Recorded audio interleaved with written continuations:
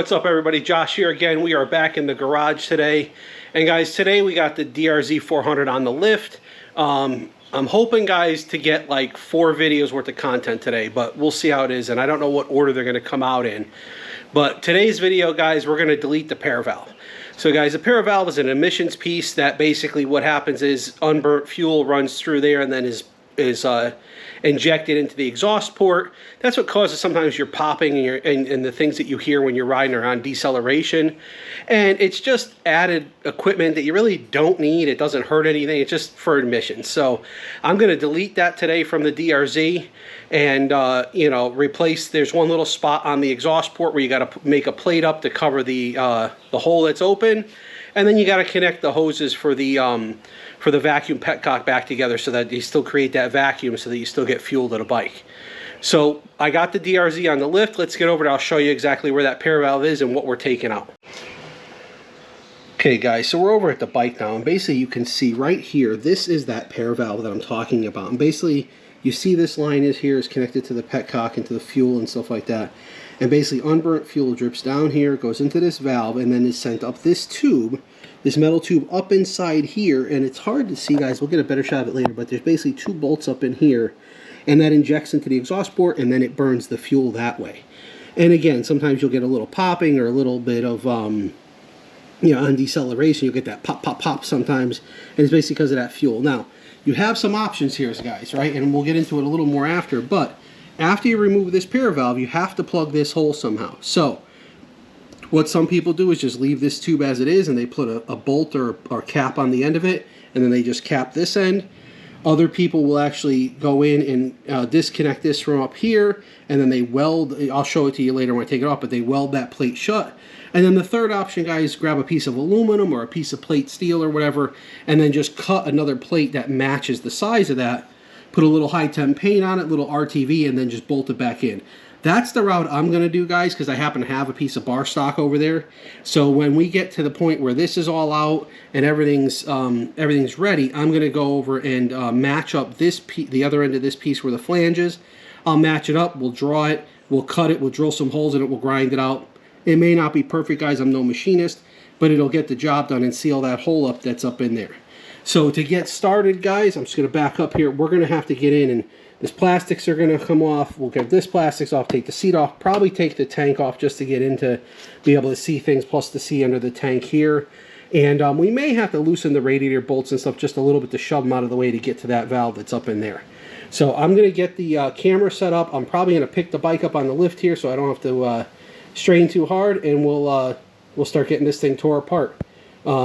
If I see anything that's interesting, guys, as I tear it apart, I'll show you. But for the most part, guys, it's just taking bolts out and putting stuff aside. I do have another project for the carburetor, too. I want to add an adjustable fuel mixture screw. So I may do that in between, since I'm going to already have the bike apart, but that'll be a separate video.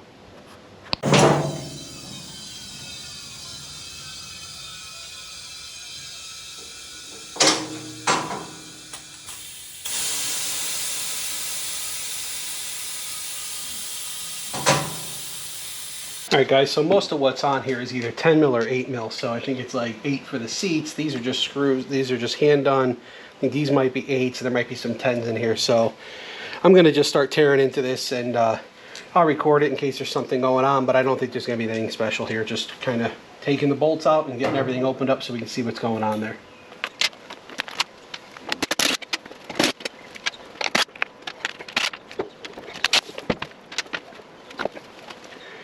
Guys, also, if you see me struggling a little bit with my right arm, I think I tore my labrum in my shoulder. I'm getting an MRI next week, but if you see me trying to go ginger as I pick up my right arm, that's the reason why.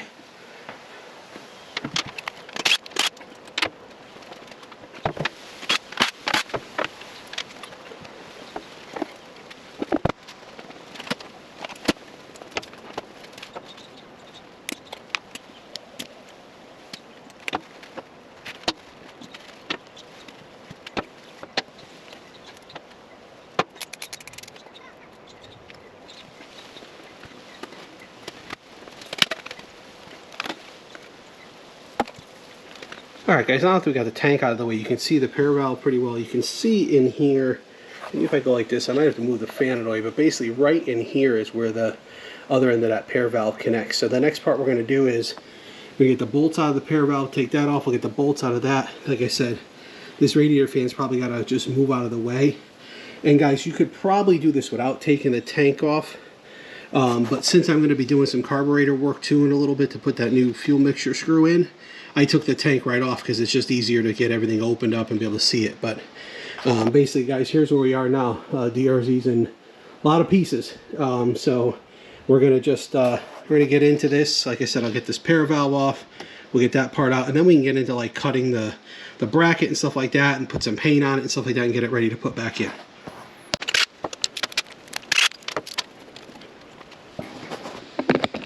Okay, so one other point on this too is down in here, there's another hose that goes down below there for like it's like a breather for the pair valve, and there's one zip tie holding it here. So I'm gonna grab my cutters, cut that off, and we should be able to pull the whole pair valve right out.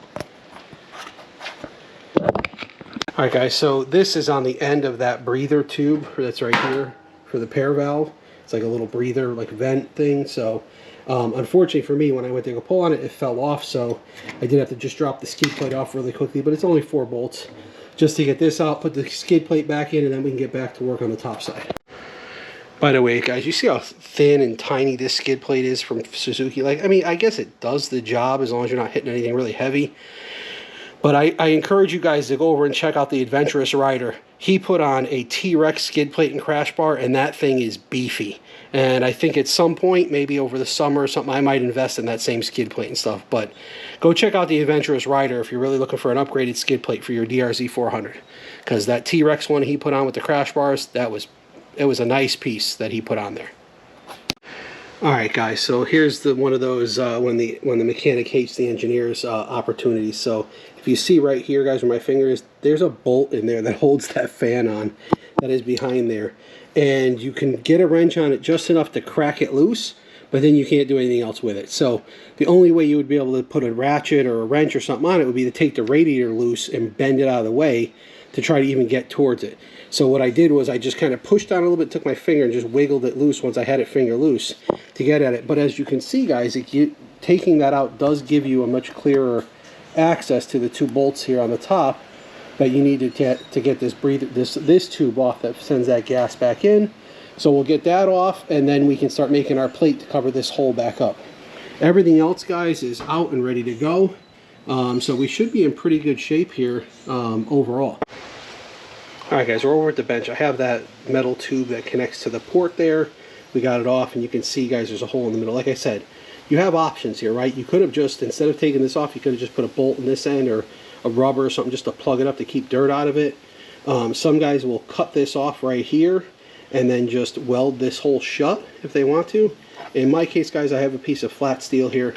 I'm going to just trace out the pattern onto this steel, cut it, drill it, and then make my own bracket. I got some high temp paint here to paint it with, and I'm just going to make up a new cover, block off plate for that area there. So I'm going to get into that, and I'll show you the finished product once I get there.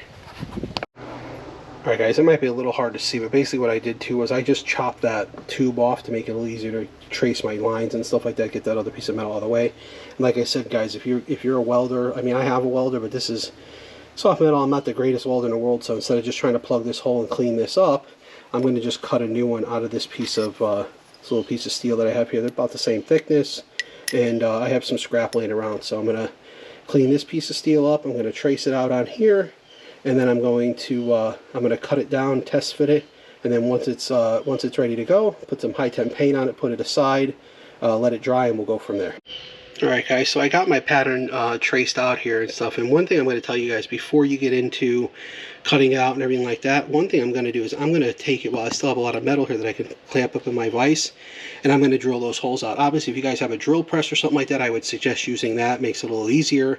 In my case, I don't have a drill press, so I'm just going to clamp in my vise, grab my drill, start with a small bit, and then just work my way back up to the size of the holes that are needed for the bracket itself. So I'm going to get those holes drilled, and then we're going to clamp it together, and then we'll start to cut it out and do things like that. And here's my little plate here, like I said, guys, same holes. It's almost identical in size to how it works. And I did a quick test fit, and it fits just fine. So now I'm just going to hit this with some paint, let it dry, and I did grab a little bit of RTV just to put a little seal on the backside, because this piece did have a cheap gasket on it, but you know, instead of replacing the gasket, I'll just put the little bit of RTV on there to seal the hole up, and we'll be good there. So I'm going to get this painted, and then once it dries, we can put it back on the bike, we put everything back together. Alright guys, so I spent a couple hours on another video doing the fuel air mixture valve screw, and now our piece is dried here. Here's our piece, so I'm going to put a little red RTV in the back side of here just to seal it up, and then we're going to get this back on the bike, and I'll show you where once it's installed. And I'm going to try to show you with the camera, but you can see here, there's our new plate on there, a little red RTV, and the 2 screws that came out of it when we originally did it. So now I got to start to button everything up, guys. So now I got to get the fuel tank back on. This needs to go to the vacuum side of the fuel tank, and then this is obviously our fuel. I got to get my fan put back onto the radiator, and just a couple of things to button it up. But I'm going to work on a little bit of that, and then I'll bring you guys back just to show you how it looks when we're all done, and go from there. Alright guys, I think this is important to show. So this is a vacuum line. It comes from the carburetor, and before what would happen was there was a second line here that came down, and then there was this T in it that had the 2 lines, and then this went to the pair valve. So what we're going to do is I'm going to just take that off. Instead of using this, some people will just put a rubber cap on the end of this or whatever. This hose looks to be big enough, so I'm just going to make a bend in it this way, and I'm going to just push it back on this way.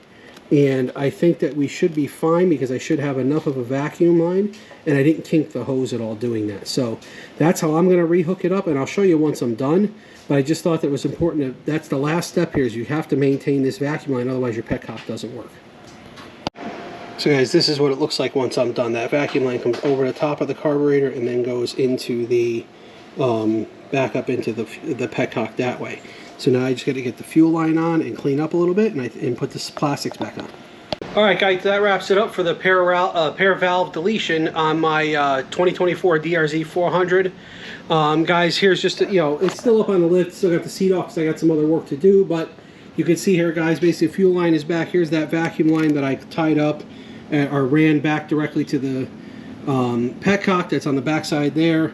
And we're done. I mean, you've got no more big bulky piece of equipment right here that's in the way. One thing I did, guys, though, there was a threaded hole in this little mount here for the engine. So I just I had another M6 bolt, so I just put it in the end of it and tightened it down just to fill that hole up so it doesn't get full of dirt and crud and stuff like that. But that's it, guys, for this one. And until the next one, guys, you stay safe.